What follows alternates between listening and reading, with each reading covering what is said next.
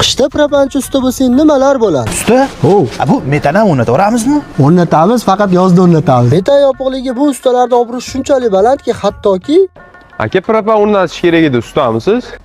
Yo'q, men usta emasman. Men shu yerda ish boshqaruvchisiman. Ustalar o'yta divanda o'tirishibdi. propanchi ustalarda davri kelganda obro'si shu darajaga keldiki, ish boshqaruvchi ham shipirsidirlarga qaragan bo'lib qoldi. Soqqani soqqaga urib, ota-onalar ham shogirdlikka ballarni shunday berib ketishyapti.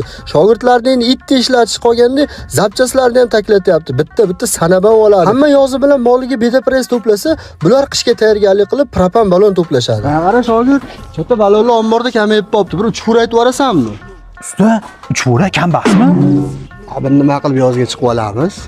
Bo'pti. Ha, o'sha Chinortaydagi promontajdaman. Bilasan, bizda hamma narsa optim. Usta aka, mashinada metan bor edi. Yechib propan o'rnatish kerak. O'zim balonimni ish pulga olib qo'yasizlar? Ha, qilib yuboraman.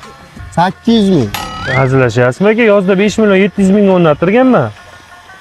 600 ming. Bo'pti, roziman. 500 ming. Bo'pti, roziman aka. Faqat ijro o'rnatib berasizlar-a?